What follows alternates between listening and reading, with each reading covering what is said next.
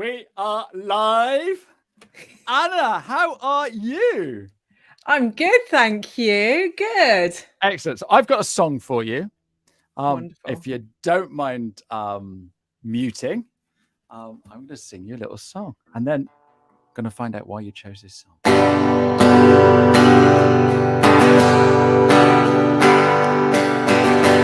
while I'm turning in my sheets once again, I cannot sleep. Out the door and up the streets, at the stars beneath me, and the rides that I did run. Here I go.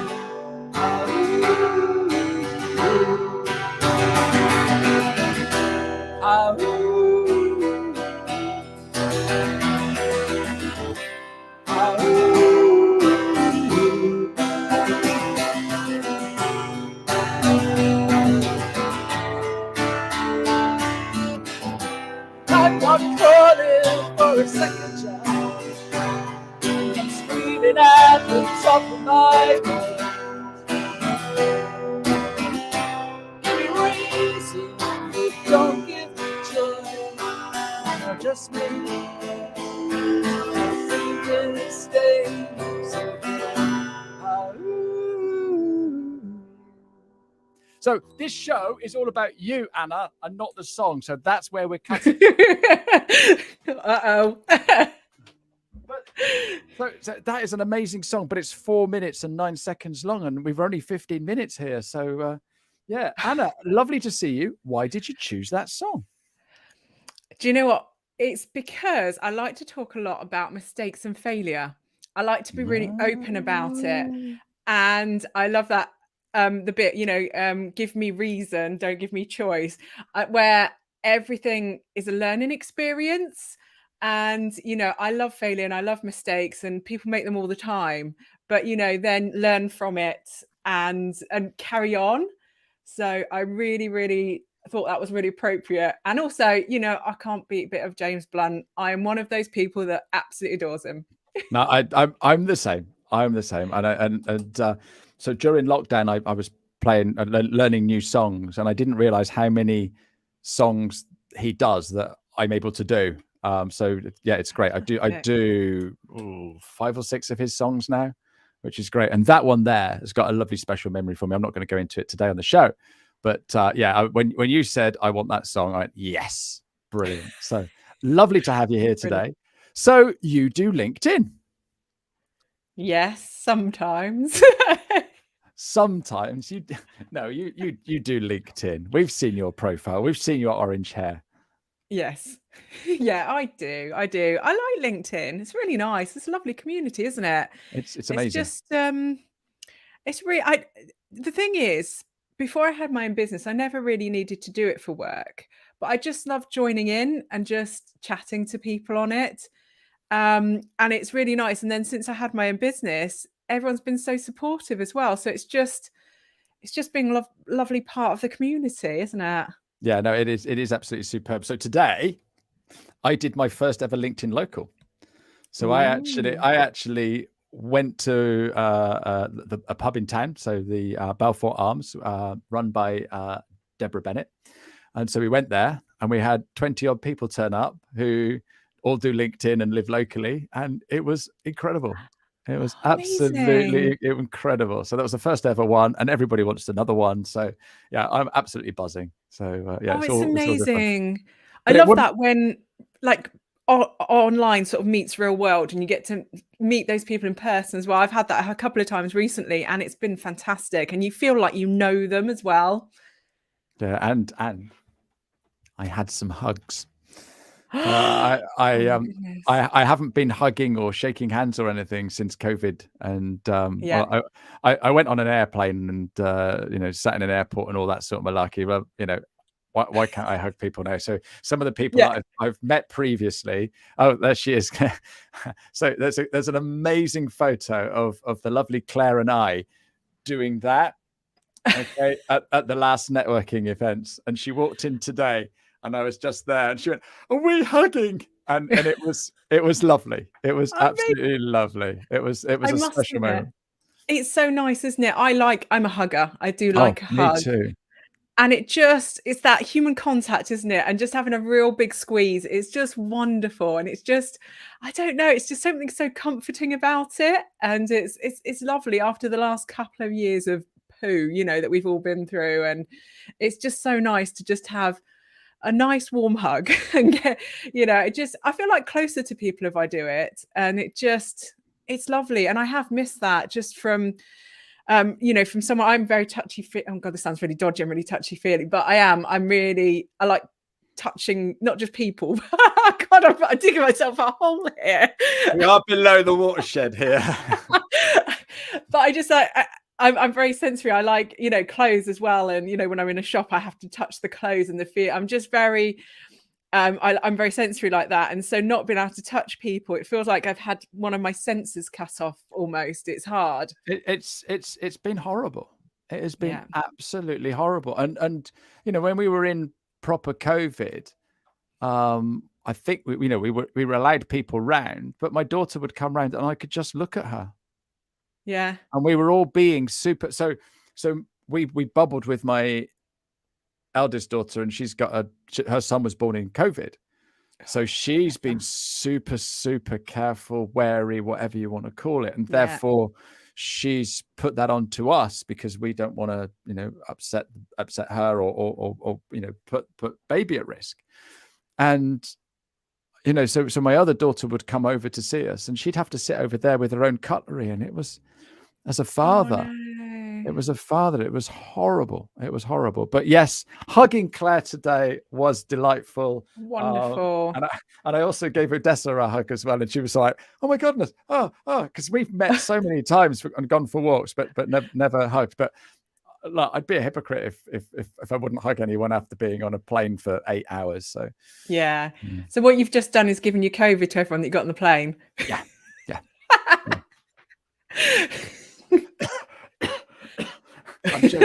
I'm joking. So I wore a mask all the time. I use this stuff like it's still in my pocket, right? Oh my goodness! So I am still super careful. But, is that like Mr. Muscle Spray? Is it like the antibacterial kitchen cleaner? Yeah, absolutely. Anyway, we're not here to talk about COVID. We're here to talk about you and LinkedIn. So how long have you been on LinkedIn, Anna? It's about 10 years. I started when I was working in London, and I was in PR at that point. And it was really good to connect with journalists and sort of people in newspapers, writers. And I started connecting with clients at that point as well. So it was really nice sort of time to start doing. In London there was a lot more networking as well, so I was connecting with people from networking groups, and it just sort of snowballed from there really. It's been a great 10 years, but initially I wasn't as active, and it's probably only been about the last 6 odd years that I've probably been more active. So brilliant. And even more active now, because of some of the things you're doing, and you do a podcast as well. We'll come to that directly. Do you use other social media?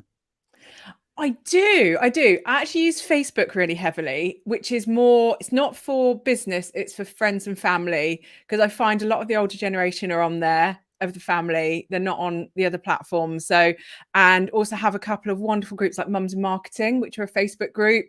So I spend a lot of time in that group, and there's another social group I'm on with about 600 ladies, which I spend a lot of time in. So I use that pretty much purely for social. I have an Instagram account, a personal one, which very rarely gets updated, a business one, which only gets sort of just what podcasts are on. And I'm trying to get back into Twitter because I was a really big Twitter person, but I'm a bit, Elon takeover. I'm not too sure about it, but I really like the conversational aspect of it. I'm in a lot of groups of writers, particularly like book writers, and there's lots of little challenges that go on trying to write a story in one tweet and things like that, which you don't get on other platforms. So there are some really good fun stuff on there, but I'm not sure what the future is going to look like now. So it'd be interesting. Well, isn't he pulling out of it or something? I don't know. I don't know. I don't know what's going on with it all. So we'll see. We'll see what happens. So basically what he's done, he's announced he's going to buy it. Everyone pulls out. So the share price goes down. Now he's going to buy it. Yeah, probably. That's probably very true, actually. So love it. What do you like about LinkedIn then, and why do you use it?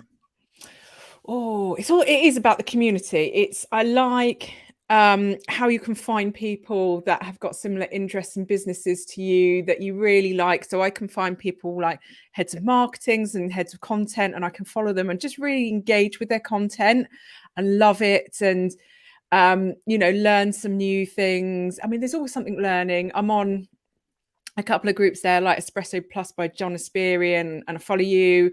And, because I'm not the most expert on LinkedIn, as you know, from our podcast that you were on when you're on my podcast.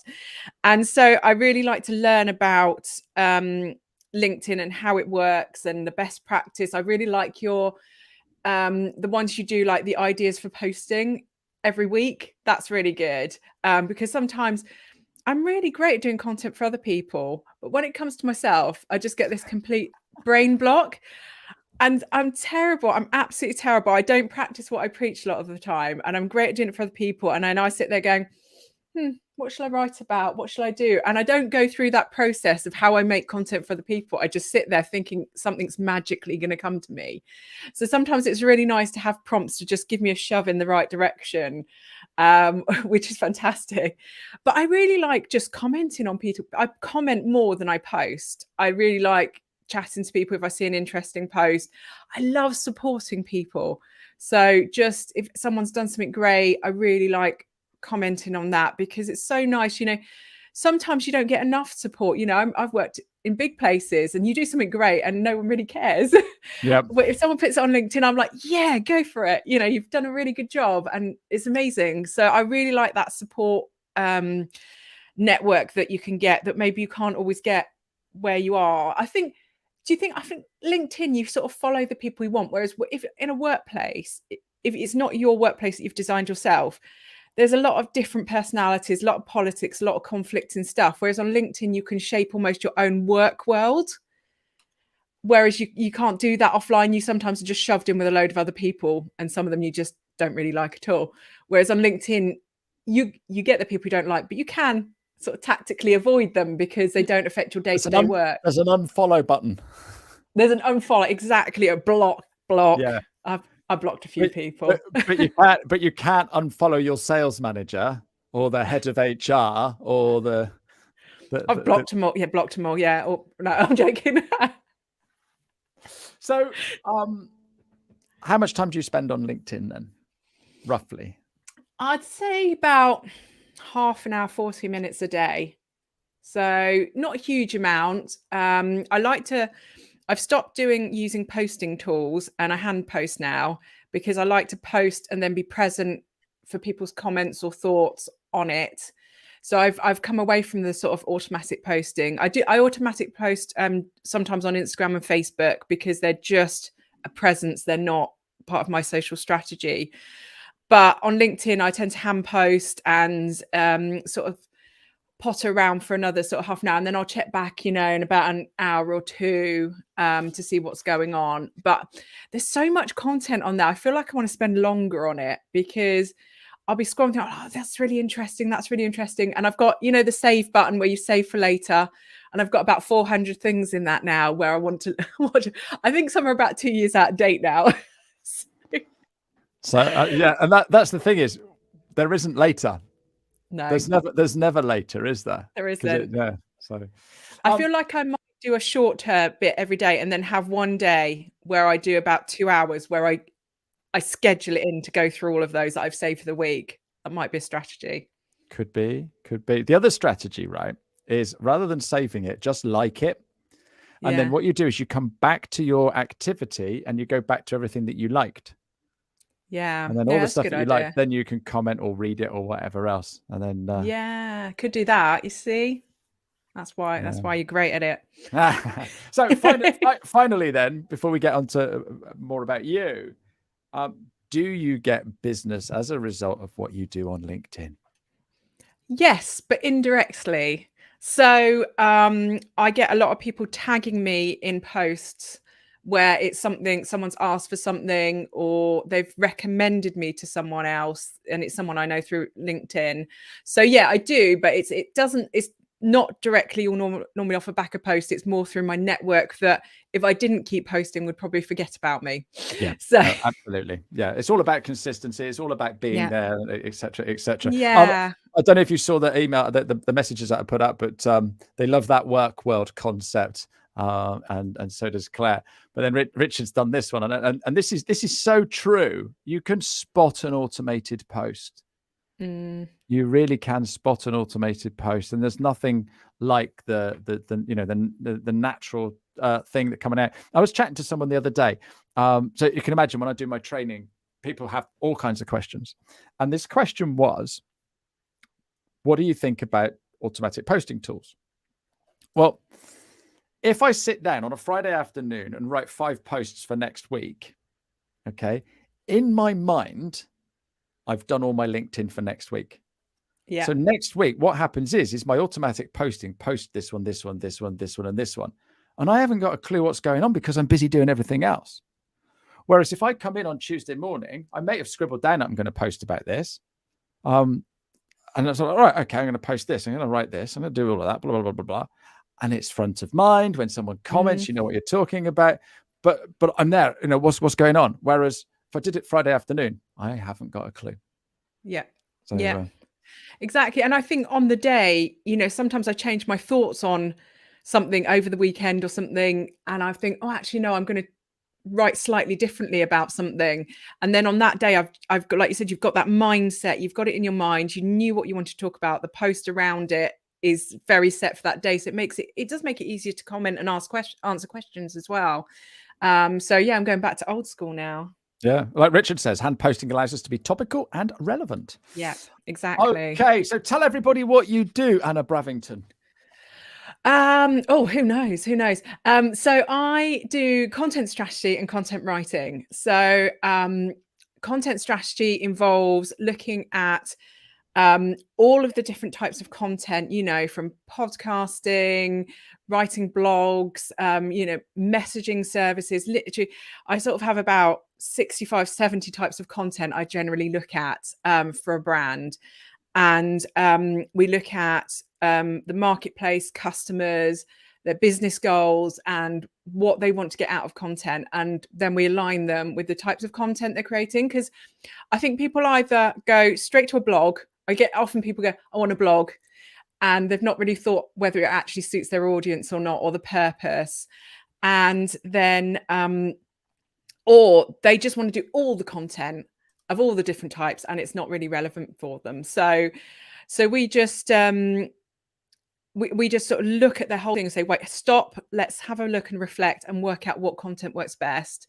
And then I do content writing as well. So I write lots of lovely content, messaging, etc. for people. My specialist area is topics that are really hard to communicate to an audience. So tech, insurance, I've just done investment, particularly to an audience that isn't really used to it. So I make them a bit more engaging and a bit fun, which is really great. I like the challenge of that. So it's really good fun. But it's about narrowing it down, because people say to me, oh, you haven't really got much of a blog. But a blog for me doesn't actually suit my audience. I work with really large brands, and a sort of one-to-one ABM campaign tends to work best with them, with social content where you're building it, but also something a bit more targeted and specialist towards them. And they're probably not going to find me via my blog. Potentially they might do, but I would have to be the best content blog. And there are easier ways of getting to those audience than trying to compete with all the other content blogs. So you've got to be clever about it. So I have my podcast where I invite people that I think might be relevant on, like yourself, or potential targets, so because it's really good one-to-one for people to get to know me. I'm writing a book at the moment, which I'm going to send out to people. So that's a good way for the one-to-one sort of ABM campaign. So those things work better for me. And so it's all, that strategy is all about what works better for your type of audience, and find out, who you're targeting. Oh, awesome. I don't know if you noticed, we're international now. Look at this. Goodness. We've got Greg from up near Greg. Oh my goodness. Up near the Great Lakes I think that's Wisconsin. Mono. I can't even say that. What a great name. What a great place name, Greg. Thank you for coming on and saying good morning, afternoon, evening. So yeah, it must be super early for you there, sir. So thank you for joining us so early. We're your breakfast show. Yes. So I've got a couple more questions. We've gone over the 15 minutes. I do apologize. How naughty. How naughty. It's my show, so no one's going to stop me unless you need to go. Oh, I'm fine. So your customers, what are your customers? You say big brands. Are you allowed to mention them? Is it somebody like me, or is it somebody like eBay? It's in between. So I tend to go for quite large businesses. People probably see that I blog for Yell quite a lot. So they're Yellow Pages guys. So they are quite big, and I do content for. I'm international actually. I've got a customer in Nigeria as well, who is a large tech platform that's just going through investment. So there's some really called Cubicles, and it's really exciting. So we've got some really nice customers, and yeah, I tend to go for they're quite big, so they'd be considered sort of large or above type businesses. And I sort of, at the moment, I'm doing a lot of tech companies because I'm an ex-developer from when I started in my career. I did a degree in computing, first class honours in computing, then went to be a programmer at Monster, the job search people. And then I sort of moved more away from that into sort of account management, then sort of marketing content that way. So people still know me as quite techie because I can still code, etc. So they tend to gravitate towards me because I'm a member of a lot of tech groups as well. Because you're talking their language. Yeah, exactly. And I like to be able to translate it to non-techies as well. To my language. I always say, like, I'm used to explaining stuff to my dad. I mean, my dad can now post videos on YouTube. So if I can help him do that, I can tell anyone how to use any tech. My dad's in his 70s. Brilliant. And look, we're just talking of the devil, and here he is. Hello, John. Hello, John. John, you're going to love this. You are going to love this. I was just doing some training on LinkedIn, right? And the person in the room thought they were being clever because they didn't have their name in their URL on the LinkedIn, and they had what they did. They thought they were really clever, and I said, someone I know says that they're a LinkedIn expert, and if you Google LinkedIn expert, then they come up. And I didn't say the name, and anyway, so I put LinkedIn expert into Google, okay, and John's name was right at the top. And it wasn't John that was going on about being the LinkedIn expert. So, John, whatever you're doing is absolutely spot on and correct, because you really are a LinkedIn expert. So that was incredible when I did that. Fantastic. So yeah, John came up as a LinkedIn expert, and yeah, it is a Team Espresso get together, John. We were just singing your praises earlier, so thank you for bringing us together. Yeah, we have run out of time. I want to know how many hours, because a lot of people that come on are small business owners like you and me, and it's sort of like we all seem to work so many hours. How many hours a week do you reckon you work?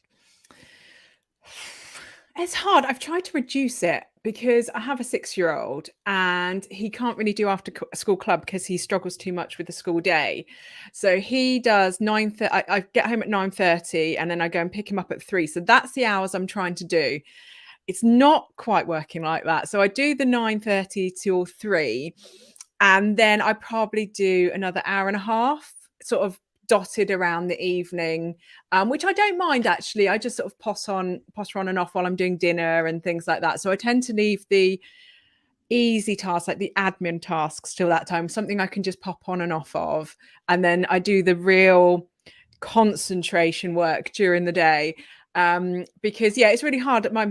My son's sort of special education needs, we're not quite sure, he's going through assessment at the moment, and it's really hard because you have less options for what to, where to send them, like after school club. He doesn't really get on with that well, and loud environments. So it's really hard when you're trying to balance work and your child at the same time, and you want the best of both. I love work. I do love work, but I obviously love my child as well. But you want, who's your favorite? No, sorry, it's definitely my child. No. And that's the thing, you want both, because work is me and what I love doing, and it's an extension of me, but my son is, obviously my highest priority. So it's really hard, and things like half term and everything. We just had half term, and he can't go to any school clubs. So he's like, what am I going to do? So you have to sort of balance it, don't you? It's really difficult. But it's working. Yeah, it is. It's actually working better than full time, because I can be more flexible. Yeah, and I can book my meetings when I want to book them. My clients are wonderful and very low maintenance, and I love them to bits. And they're all got kids of their own, so they completely understand. Absolutely. Absolutely. I've got one more question for you, because Richard's come up with a question here. With your tech background, what do you think of those companies offering AI generated posts? Do you know what? I've been researching these a lot recently, actually. I've been using a few platforms and putting content into them to see what they come up with. And they're not bad. They're not bad. If you cannot write and you don't have time to write, as long as you can copy check them and make sure they are saying what you want to say, they're not as horrendous as I thought they would be. They're kind of, I feel like they're a stopgap. They shouldn't be in replace of a copywriter. But if you cannot afford a copywriter, you cannot do it yourself, and you're really stuck. What happens is people just don't do anything. Yeah. And actually, I'd rather someone did something. And with a lot of these ones, you can put some bullet points in. So the content idea is yours sometimes, and I prefer those ones to it coming up with an entire content idea for you. Put your ideas in and let it sort of generate something from it. It's not ideal, but they're not as bad as they used to be. And I don't judge anyone, because you've got to get through the day and you've got to market your business. And I know I'm a business owner. I've just had a partner join me, which has been a massive relief. And you just I don't always have time. And I write and I don't always have time. So if you can do something to generate a bit of content with some of your ideas, I think people put too much pressure on themselves though as well, because I feel like people think they have to write a blog or they have to write something big. Maybe just something short is, if you can write something short and then just get it to copy it, the copy AI or something, to just copy edit it for you, just tweak it slightly. I find that's better, because it's coming from you. It's just like almost having someone, a copywriter oversee it for you. Yeah. But I don't think we should judge anyone for using anything. If that's how you can get some content out, get it out. It's better to get some content than nothing at all, because we're fighting against everyone else here. There's so much content out there. You need to do something. So no, I'm not. I'd rather people got a copywriter, but we can be expensive. So to get someone really good. So if it's something you need to do, just make sure the idea is yours, because that way you can comment. If people comment on it, you can reply to the comments, because if it's not your subject, it's not tailored to your audience, it just doesn't work. Yeah, that makes a lot of sense. Perfect answer. So normally at this stage of the show, I share a photo and an image of who's on next week, but I just running around like a crazy guy today. So unfortunately, I don't have Simon's photo, and goodness knows what, but I've got Simon coming next week. And he's going to come and talk about his startup business and how he's getting on with that. My final question to you, Anna, is what tip would you give your 16-year-old self? Actually, it's something that I've recently been through. Well, last year I went to a lady called Trisha Lewis, who John Asperian will know, who does this thing called unsquashing, where she makes you sort of find out who the real you is inside, rather than being squashed by work and other people around you. And the things that I wish I'd have known when I was younger, we did a lot on should versus want. And I did a lot of what I thought I should do rather than what I wanted to do.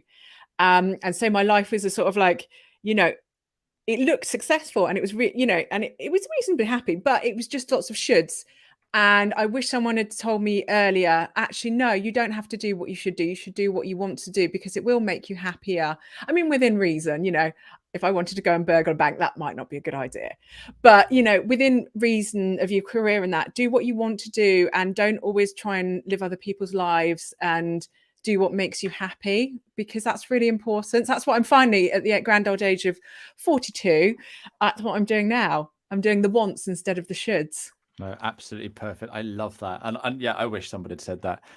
After the show, we need to talk about this unsquashing. But thank you so much, Anna. You've been a delightful guest. I knew you would be. I knew you would be. Thanks very much indeed. Thank you very much for all the lovely comments and the lovely questions and the hugs and Greg for coming in all the way from America. So yeah, lovely show. Thank you very much, Anna. And I will be back next week. Cheer, everybody. Bye-bye.